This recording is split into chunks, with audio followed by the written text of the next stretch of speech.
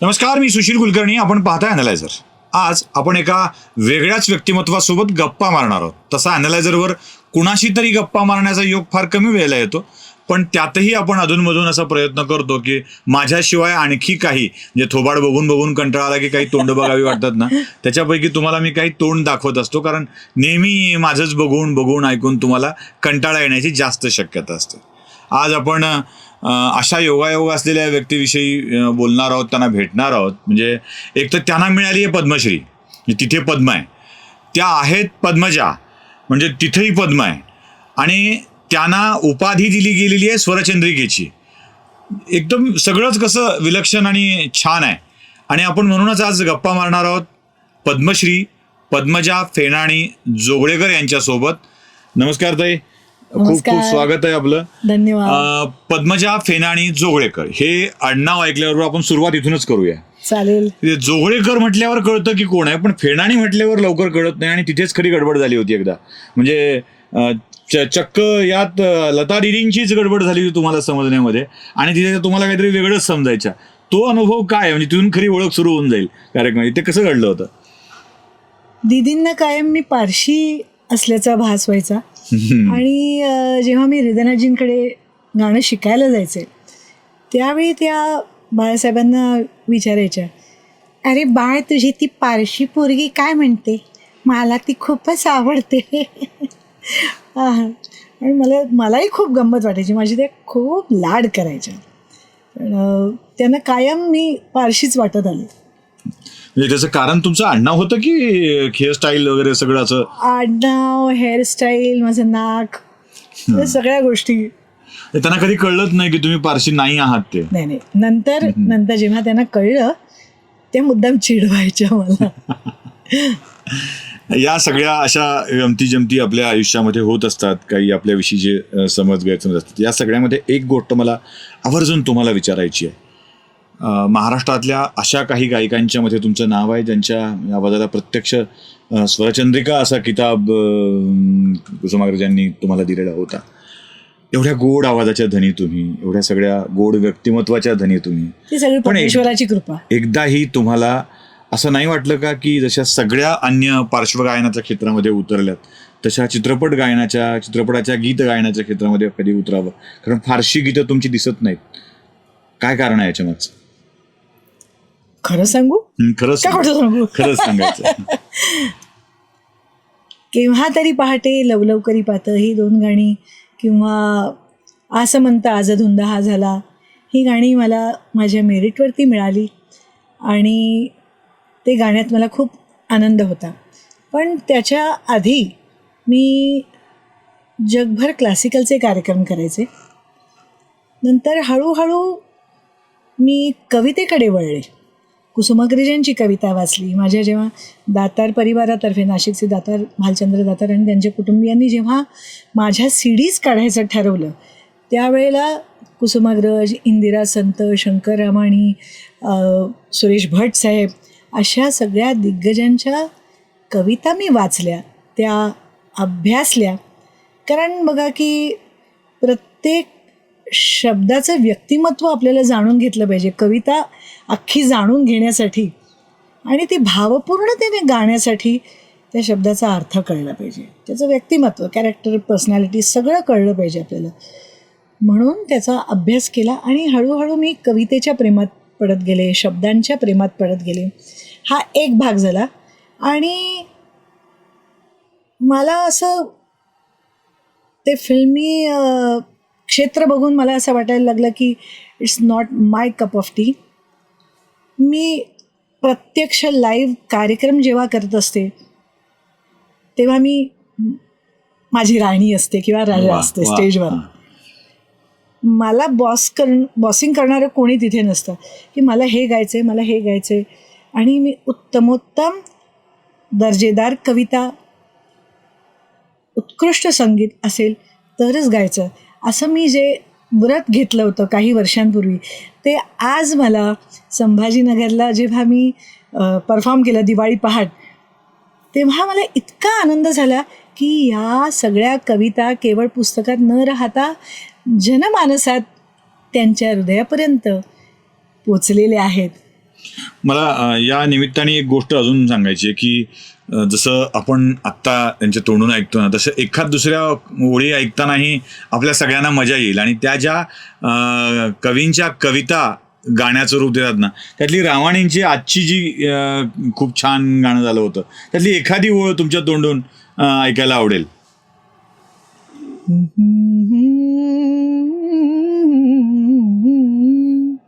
दिवे लागले रे, दिवे लागले रे, तमाच्या तळाशी दिवे लागले, दिठींच्या दिशा खोलते जाळताना, दिठींच्या दिशा खोलते जाळताना, कुणी जागले रे, कुणी जागले, दिवे लागले रे, दिवे लागले रे, कुणी जागले रे, कुणी जागले, उषा सूक्त ओठात ओथंबले, उषा सूक्त ओठात ओथंबले. वा, म्हणजे आज खरोखरच अनलायझरचे प्रेक्षक सुद्धा खूप आनंद घेत असतील या सगळ्याचा. कारण नेहमीच तुटून पडणारं अनलायझर, नेहमीच असं आक्रमक पद्धतीनं मांडणारं अनलायझर आज सुरेल पद्धतीमध्ये काहीतरी मांडताय, हे आमच्या प्रेक्षकांसाठी सुद्धा एक धक्का असेल. पण एक सांगू का, की मी आणि माझे पती सुनील जोगळेकर, तुमचं वक्तव्य जे आहे ते आम्हाला अतिशय सुरेल वाटतं. आम्ही खूप एन्जॉय करतो. म्हणजे जसा आम्हाला दोघांना वेळ मोकळा असतो त्यावेळी आम्ही लताबाईंना ऐकतो. सुनीलला उर्दू काव्याची खूप चांगली जाण आहे, आवड आहे, त्यामुळे आम्ही मेहदी हसन ऐकतो आणि आम्ही सुशील कुलकर्णी पण ऐकतो एकत्र बसून. खूप आभार आहेत आपले. मी जरा पुढच्या आणि महत्वाच्या थोड्या माझ्या कौतुकाच्यातून बाहेर पडतो थोडासा, आणि आणखी एक महत्वाचा प्रश्न विचारतो.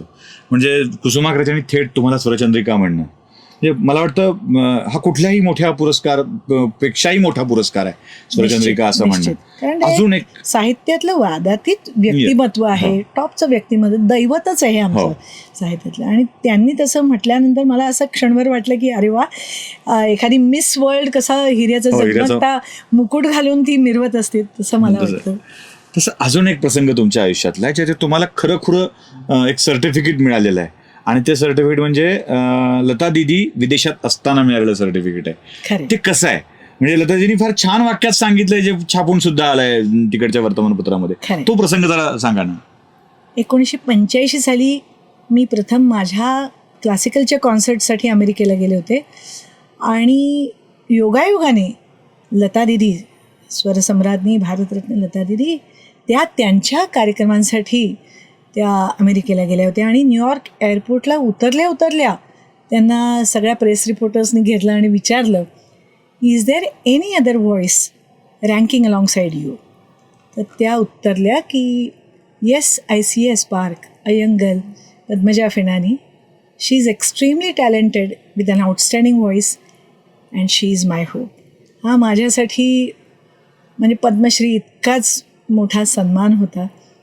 आणि सुरुवातीला मला खरं वाटेना, पण जेव्हा इंडिया अब्रॉडमध्ये पेपरमध्ये मी जेव्हा ब्लॅक अँड व्हाईटमध्ये पाहिलं तेव्हा मला ते खरं वाटलं. आणि मला असं वाटलं की आपली आता जबाबदारी जास्त वाढलेली आहे आणि जपून टाक पाऊल साजणी. पण तरीही जबाबदारी वाढली असेल तरी ते मोठं खूप मोठा पुरस्कार तो असतो. म्हणजे एकापेक्षा एक मोठ्या लोकांनी या स्वरूपामध्ये तुमचं कौतुक केलं जावं. आणि सगळ्यात मोठी गोष्ट म्हणजे अजूनही पाय जमिनीवर ठेवून आपण अजून आपापल्या गायनाची, आपापल्या कवितांच्या गायनाची एक वाट ती धरलेली आहे, तिच्यावरून तुम्ही बाहेर गेलेले नाहीत. आणखी एक मोठं नाव आहे ज्याने तुमचं अनेक वेळेला कौतुक केलेलं आहे, खूप मोठं नाव आहे. म्हणजे संगीत क्षेत्रात जसं कानाच्या पाळीला हात लावतात ना, तसं राजकारणातली माणसं आधी मनोमन वंदन करतात आणि मग त्यांचं नाव घेतात, ते म्हणजे श्रद्धेय अटलजी. मी श्रद्धेय हा शब्द वापरतो कारण ते स्वर्गीय झाले तसं मला कधीच वाटत नाही. त्यांनी तुमचं बऱ्याच वेळेला कौतुक केलेलं आहे. म्हणजे 2 वेळेला तरी माझ्या ऐकण्यातले प्रसंग आहेत की 2 वेळेला तुमचं खूप तोंड भरून कौतुक केलेलं आहे. एक दिल्लीत आणि दुसरं इंदोरमध्ये. मला तो दिल्लीतलाही प्रसंग ऐकायला आवडेल आणि इंदोरचाही प्रसंग ऐकायला आवडेल. दिल्लीत नेहमी कार्यक्रम असला की त्यांचं सांगणं असायचं की मुझे मिले बगैर जाना नाही.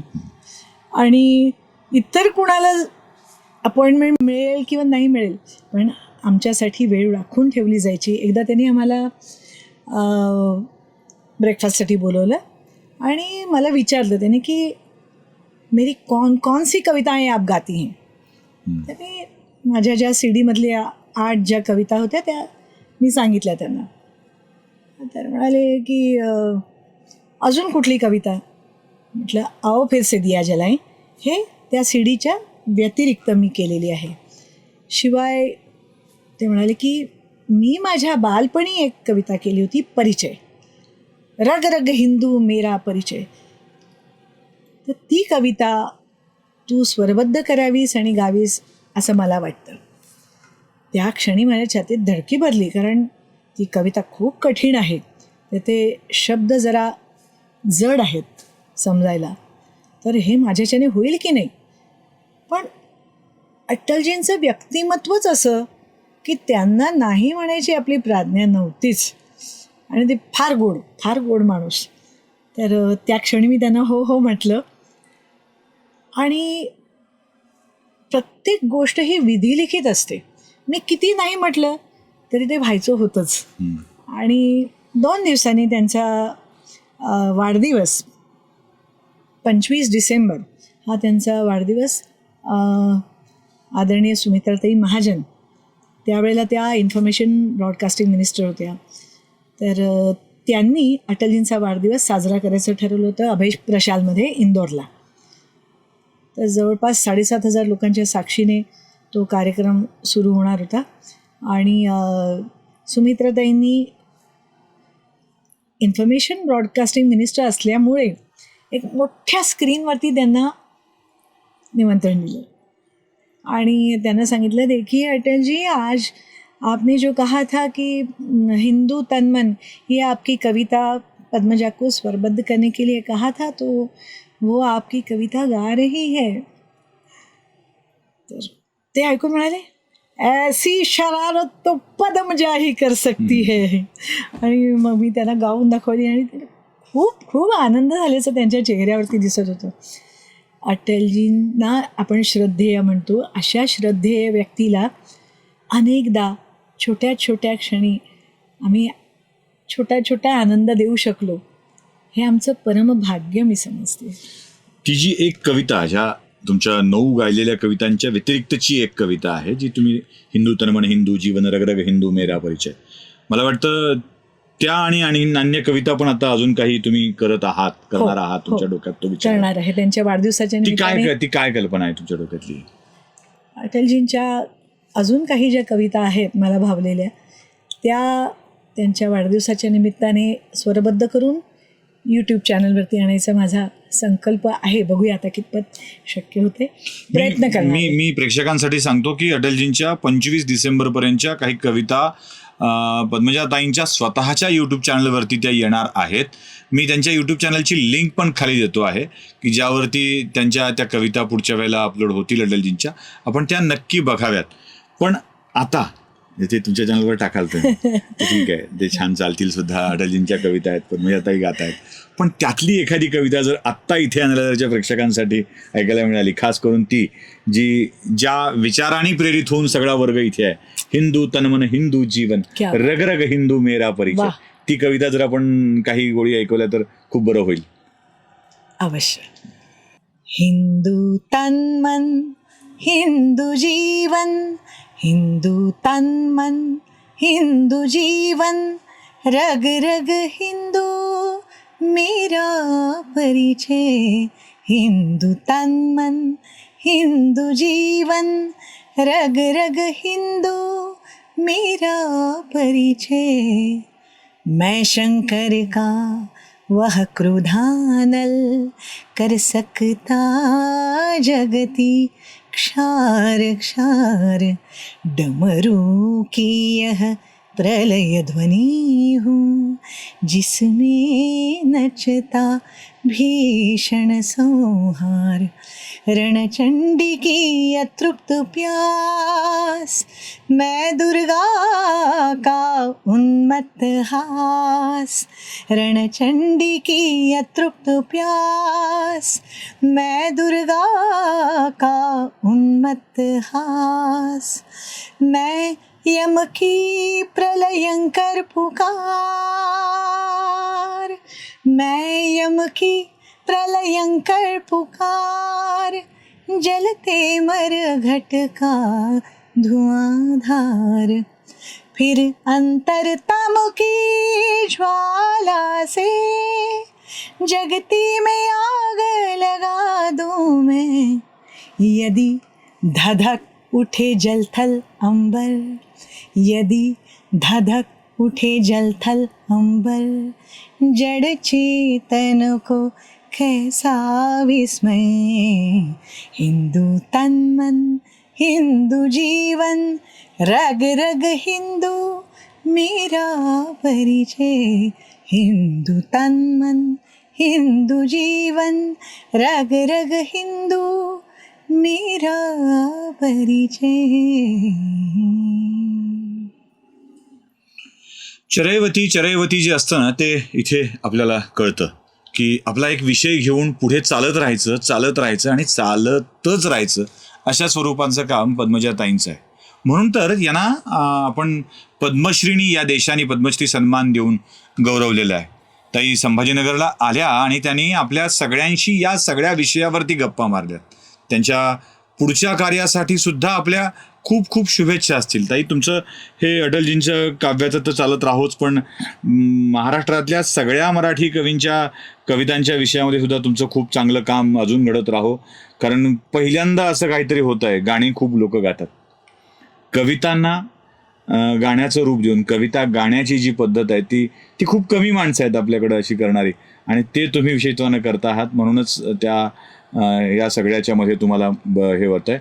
अटलजींच्या कविता तुम्ही गायल्या आणि अटलजी पंतप्रधान झाले. म्हणजे मी थोडं एक्झॅक्ट नाही करत आहे, पण तुम्ही कोणत्या काळात तुम्ही गायला होत्या, त्या सुरुवात केली होती? मी पहिल्यांदा त्यांना भेटले ते 9 ऑगस्ट 1997 क्रांती दिन. त्याच्यानंतर त्यांना ते खूप आवडल्या हे कळल्यानंतर आमच्या दातार काकांनी त्यांना विचारलं की आम्ही तुमच्या कविता रेकॉर्ड करू का स्वरबद्ध करून.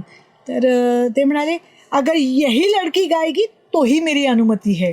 आणि 31 डिसेंबर 97ला 31 डिसेंबर 97ला आमच्या 8 गाण्यांचं रेकॉर्डिंग कंप्लीट झालं. त्याच्यानंतर इलेक्शन्स अनाऊन्स झाल्या आणि योगाने अटलजी पंतप्रधान झाले. हे आपलं भाग्यच मला म्हणावं लागेल. एवढं बरं आहे, यांनी गायल्यावर ते पंतप्रधान झाले, त्यांनी कविता लिहिल्या होत्या. आमचं नशीब एवढं चांगलं आहे की काही लोक कविता लिहित नाहीत. त्या लिहिल्या असत्या आणि त्यांनी खरंच गायल्या असत्या तर अजून काय झालं असतं नशीब. म्हणून तुम्हाला विनंती करतो की न लिहिणाऱ्या लोकांना कविता लिहायला लावून तुम्ही गायच्या भानगडीत पडू नका, तेवढी देशाच्या वतीनं मी तुम्हाला विनंती करतो. कारण काही लोकांच्या कविता नाहीत हे फार बरं आहे, ते कायम भावी राहतात आणि असे कायम भावी लोक राहिले पाहिजेत. काही कविता न लिहिताच तसेच राहतात हे बरं आहे. काही लोक महाराष्ट्रातली इंग्रजी लिहितात हे बरं आहे, म्हणजे इंग्रजी राजकारण विषय असला तरी तुमची विनोद बुद्धी अफलातून आहे. त्याच्यामुळं कवितांच्या विषयामध्ये त्या गायल्या की ते होतात. त्यासाठी पद्मजा फेनानींचा आवाज मिळायला सुद्धा शब्द आणि बुद्धी त्याच तोडीची असते जी श्रद्धेय अटलजींची होती. म्हणूनच हे सगळे सूर जुळून आले होते. असे सूर देशातल्या विद्यमान पंतप्रधानांच्या कविताच्या सोबत सुद्धा तुमचे जुळावेत आणि नरेंद्र मोदींच्या कविता सुद्धा तुमच्या तोंडून गीत म्हणून याव्यात. या शुभेच्छांसह आपले खूप खूप आभार मानतो की आपण अनालायझरच्या प्रेक्षकांशी गप्पा मारल्यात. दिवाळीच्या निमित्ताने आपण या शहरात आलात, अनालायझरला भेट दिलीत, त्याबद्दल खूप खूप आभार. धन्यवाद ताई. आम्हाला दोघांनाही, मला आणि सुनीललाही अत्यंत आनंद झाला तुम्हा सर्वांना भेटून आणि आज अनालायझरमध्ये येऊन जे आम्ही रोज पाहतो ते आज प्रत्यक्ष आम्ही बघतो आहे.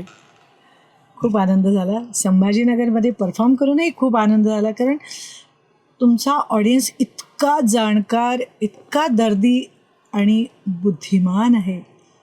खूप मजा आली. धन्यवाद. धन्यवाद.